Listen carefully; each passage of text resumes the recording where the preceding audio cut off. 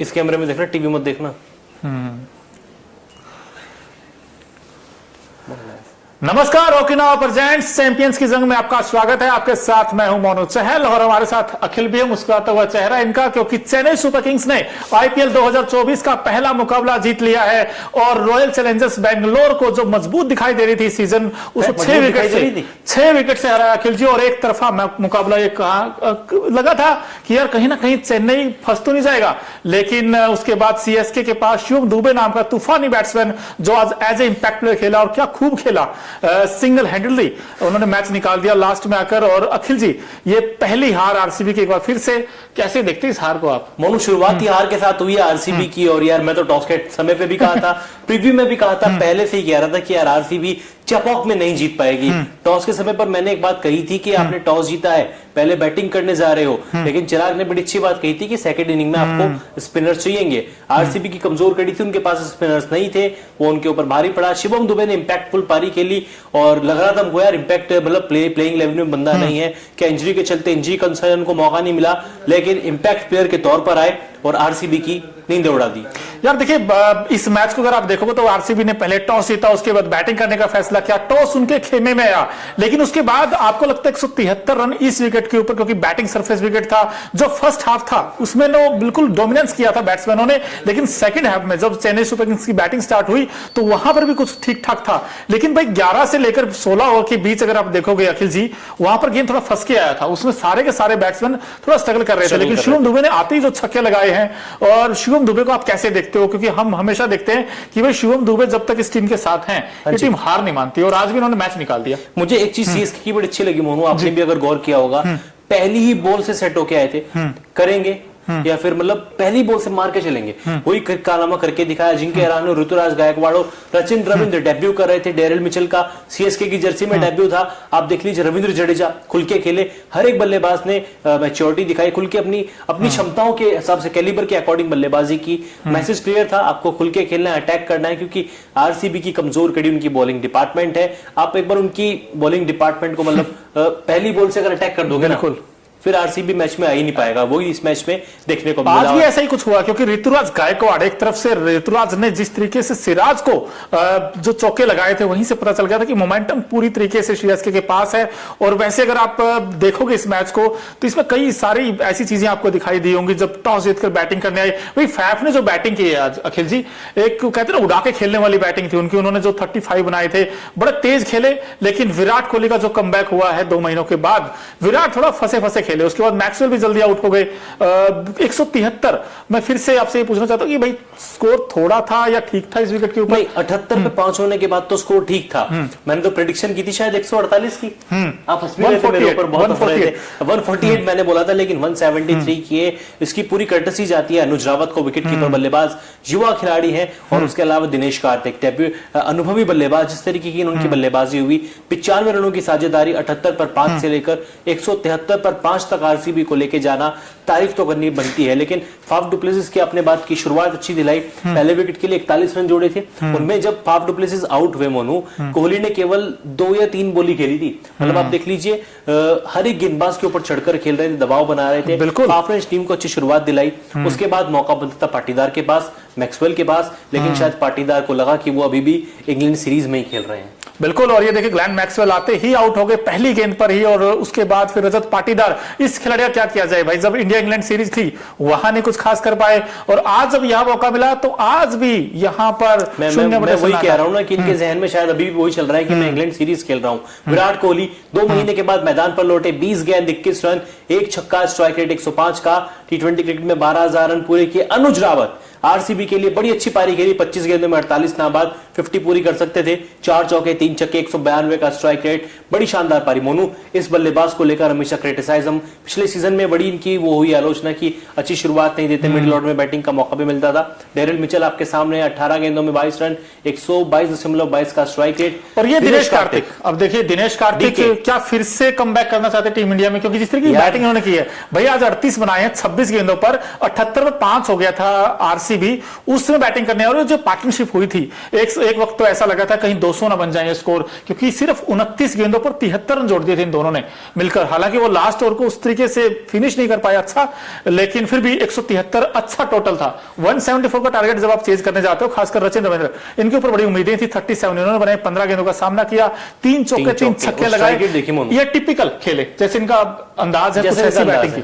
लेकिन उसके बाद फिर ऋतुराज गायकवाड़ अब जो कैप्टन थे, हमें लगा था कि अच्छी पारी खेलेंगे, लेकिन आउट हो गए। 15 गेंदों पर 15 बनाए, इनका विकेट यश दयाल ने लिया था।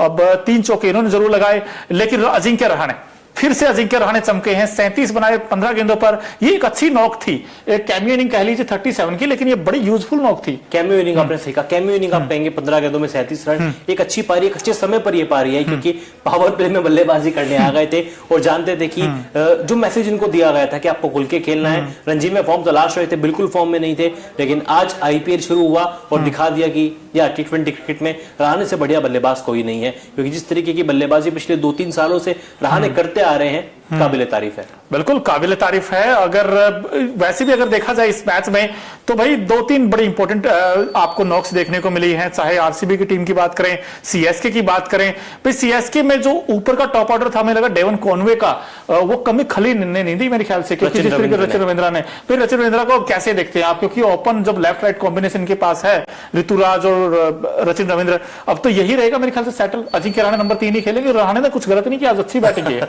नहीं, अजिंक्य नंबर 3 ही खेलेंगे। पहले बल्कि मैं बड़ा सोच रहा था कि यार आपने ऑक्शन में रचिन को ले तो लिया, लेकिन आप खिलाएंगे कहां पे, क्योंकि आपके पास मोइन अली भी है और शायद धोनी मोइन अली को बाहर नहीं छोड़ेंगे। लेकिन अब तो डेवन कॉनवे बाहर हो गए, आज ओपन का मौका भी मिला। जिस तरीके से रचिन रविंद्र ने बल्लेबाजी की, पूरे सीजन के लिए उन्होंने अपनी कुर्सी पक्की कर ली है कि मैं ओपन करूंगा, गायकवाड़ के साथ ओपन करूंगा।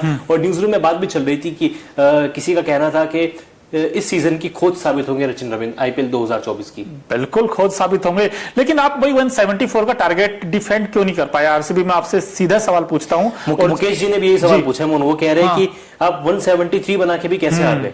वही कैसे हार गए, और फिर जब आपके पास सिराज जैसा आपके पास गेंदबाज हो, क्या ये आपने अपने सवाल का जवाब खुद दे दिया है मोनू। सिराज जैसा गेंदबाज हो यार, सिराज जैसा ही गेंदबाज है, बाकी टीम के पास क्या है? यश दयाल को आप इंपैक्ट प्लेयर के तौर पर लेके आए, जबकि आपको पता है कि उनकी हिस्ट्री कैसी रही है। जब से उनको 5 छक्के पड़े हैं, उसके बाद आईपीएल में उसकी काफी पिटाई हुई। डोमेस्टिक क्रिकेट में यूपी के लिए खेले, वहां पे काफी पिटाई हुई, विकेट्स के लिए बंदा तरस चुका है, जबकि दिल खोल के खिलाड़ी रन लुटा रहा है। आपने उस प्लेयर को इंपैक्ट प्लेयर बनाया। मेरे हिसाब से आरसीबी की सबसे बड़ी चूक वहीं पे हुई है। बिल्कुल, इसके अलावा और कोई क्या चूक हुई वो भी आप हमें बताते रहिए कमेंट्स बॉक्स में। लेकिन भाई एक स्पिनर कम तो नहीं था आरसीबी में? आपको लगता है कि जो एक हर किसी के पास राशिद खान है, कहीं पीयूष चावला है, इनके पास वो वैरायटी वाला गेंदबाज नहीं था? शायद वो थोड़ी मिसिंग लग रहा है इस बार पूरे आईपीएल में। इन्होंने वो लिया भी नहीं कोई गेंदबाज, छोड़ दिया। फ्रेंचाइजी की गलती है ना। ऑक्शन टेबल पे आप क्या सोच के जाते हैं? आप ऑक्शन टेबल पे सोच के जाते हैं कि हमारे जितने भी सीनियर प्लेयर हैं उनको निकाल देंगे, कोहली को रख लेंगे, फाफ को रख लेंगे, मैक्सवेल को रख लेंगे, बाकी सबको टाटा बाय बाय, यंगस्टर्स को लाएंगे और जीतने का दावा करेंगे। लेकिन हर बार ये दावा आरसीबी का फेल होता है। चिराग अगर ये लाइव सुन रहे तो बुरा मत मानना चिराग, लेकिन यार आपकी टीम में मुझे कोहली, मैक्सवेल और फाफ के अलावा और कुछ नजर नहीं आता। ये तीनों बड़े प्लेयर हैं, लेकिन ये तीनों आपको मैच नहीं जिता सकते। आपको बॉलिंग में भी कुछ ना कुछ करना पड़ेगा। अखिल जी को तो कुछ नहीं नजर आता, लेकिन हम जैसे फैंस जो क्रिकेट के होते हैं ना, उनको बहुत कुछ नजर आता है। तो वहां पर जब ये चेपॉक में मैच खेला गया तो कलरफुल मोमेंट इतने अच्छे आए वहां पर निकलकर। तो भाई एक नजर डालते हैं Okinawa of effective colourful moment of the day पर, जो आज के बड़े खास रहे थे। उसमें आप ऑडियंस देखिए, आरसीबी के फैन की तारीफ करनी पड़ेगी भाई। जहां भी मैच हो आरसीबी के फैन आपको नजर आएंगे। और ये अक्षय कुमार का आप देख रहे हो, उसके बाद ये थाला एमएस धोनी के फैंस भी आपको नजर आएंगे, आरसीबी के फैंस भी आए हुए थे, जिसमें आप देख सकते हैं ओकिनावा की स्कूटी हर एक कलर में आती है। वैसे कलरफुल मोमेंट हमको देखने को मिले ओकिनावा आईपीएल 2024 के पहले ही मैच पे। थाला और चेन्नई में मैच और थाला के नाम के पोस्टर्स ना आए, थाला को सपोर्ट करने लोग ना पहुंचे, असंभव। आरसीबी के भी कुछ समर्थक थे, लेकिन कुछ ही थे। लेकिन थाला की बैटिंग नहीं आई। वैसे वैसे ड्रेसिंग रूम में कोई बात नहीं, अभी पूरा सीजन है और धोनी अपनी बैटिंग से जरूर खुश करेंगे। हालांकि विकेट कीपिंग अच्छी की और मैं कहूँ कप्तानी भी अच्छी की, क्योंकि बार बार जिस तरीके से बॉलर्स को रोटेट करना, फील्डर्स को रोटेट करना। कप्तान ऋतुराज गायकवाड़ है, लेकिन मेरे लिए तो कप्तान एमएस धोनी है। बिल्कुल, लेकिन अगर आपसे ये पूछा जाए अखिल जी, इस मैच का टर्निंग पॉइंट क्या रहा था?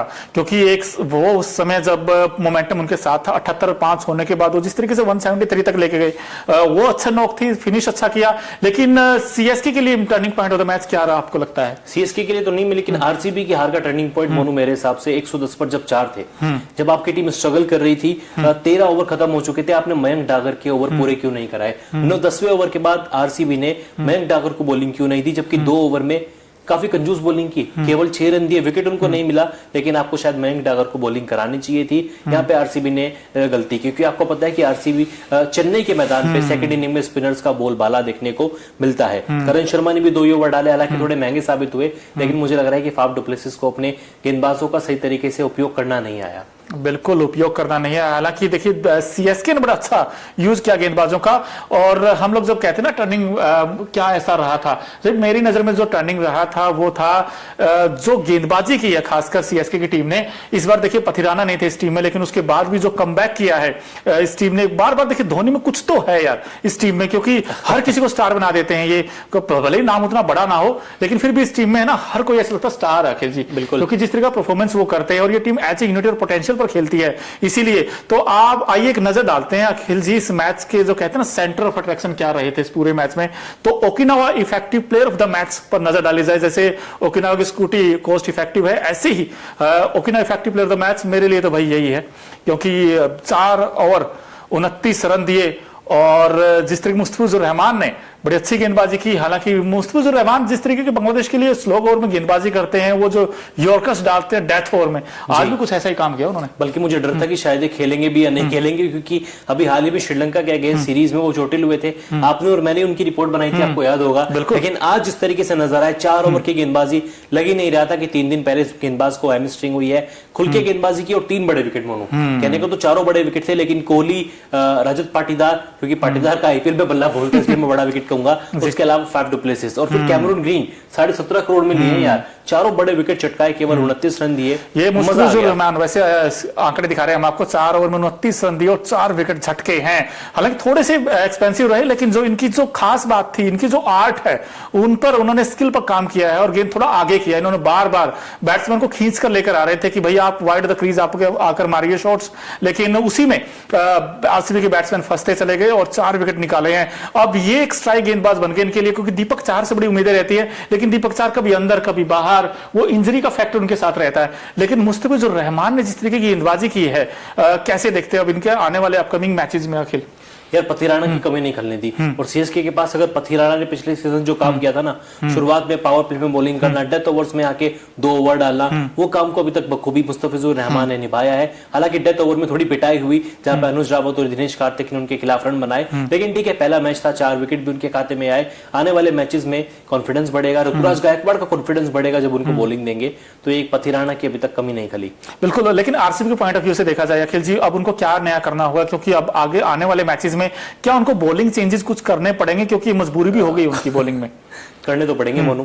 सबसे बड़ी बात तो ये कि अपने स्पिन डिपार्टमेंट को मजबूत करें, मजबूत लेकिन करना ऑप्शन नहीं है इनके पास, ऑप्शन नहीं है स्पिन ना, डिपार्टमेंट में काम इन्हीं से चलाना पड़ेगा आपको। करण शर्मा और मयंक डागर अगर थोड़े से एक्सपेंसिव साबित होते हैं, वो ये ना जो चहल को कॉन्फिडेंस दिया गया था, क्योंकि चहल भी इकोनॉमिकल थे, बहुत पिटाई होती थी, विकेट लेते थे, लेकिन आपने उनको मौका दिया बोले ओवर डालने का, उनको विकेट तब मिले। यहाँ पर आपको वो कॉन्फिडेंस मयंक डागर और करण शर्मा के ऊपर दिखाना पड़ेगा। फाफ डु प्लेसिस को भी गेंदबाजी पर थोड़ा काम करने की जरूरत है। अगले मैच में क्या लॉकी फर्ग्यूसन वापस आ सकते हैं इस टीम में? अलजारी जोसेफ की जगह, बिल्कुल, क्योंकि यार आप 3 प्लेयर को तो नहीं छोड़ोगे, आप फाफ को नहीं छोड़ोगे, कप्तान है यार ऑब्वियसली, उसके अलावा मैक्सवेल और कैमरन ग्रीन को इसलिए नहीं छोड़ सकते क्योंकि 17.5 करोड़ आपने इन्वेस्ट किए हैं, बहुत मोटी रकम आपने इन्वेस्ट की है, तो आपको अलजारी जोसेफ को, मतलब पूरे सीजन आप 2 प्लेयर में रोटेट करेंगे, Alzarri Joseph, Lockie Ferguson, Alzarri Joseph. बिल्कुल, लेकिन बैटिंग की जब देखते हैं सीएसके के लिए, भाई सीएसके के पॉइंट ऑफ व्यू से देखा जाए बैटिंग में, हालांकि बड़ी पारी नहीं आई, लेकिन जो टुकड़ों पारियां आई, बड़ी पारी उस तरीके से नहीं आई, क्योंकि भाई 60-70 बना दियो किसी बैट्समैन ने, लेकिन ये जो कैमियो इनिंग 37 रचिन रविंद्र ने बनाए, जिस तरीके से 27 अजिंक्य रहाणे ने बनाए, बड़ी तेज तरार बैटिंग की, और लास्ट में जो आके फिनिशिंग टच दिया वो दिया है शिवम दुबे ने। 34 बनाए 28 गेंदों का सामना करते हुए 4 छक्के, तो इंपैक्ट प्लेयर ही कहेंगे हम इनको।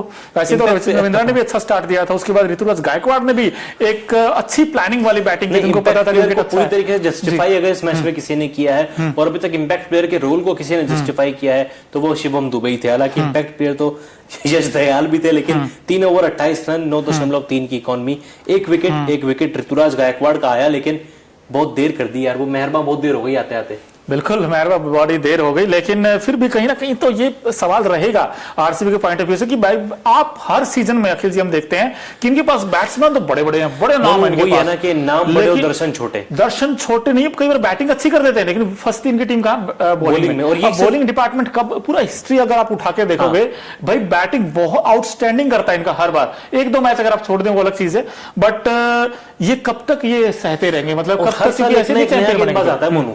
कभी शुरुआत में डेल स्टेन थे, अकेले पड़ जाते थे, जहीर खान थे, उसके बाद प्रवीण कुमार ने इस टीम का हिस्सा बने, वो कुछ नहीं कर पाए, अकेले पड़ गए। फिर जोश हेजलवुड, बड़े नाम आए इनके पास। हाँ, मैं बोल रहा हूँ डेल स्टेन, जोश हेजलवुड और अब मोहम्मद सिराज विकेट लेते हैं, लेकिन सपोर्टिंग रोल उनके साथ, सपोर्टिंग हैंड उनको नहीं मिल पाता। और आरसीबी के लिए शायद ये तो समस्या जो है वो अगले मेगा ऑक्शन में मुझे लग रहा है दूर होगी, तभी इनके बारे में आप कह सकते हैं कि इस साल कप नाम दे।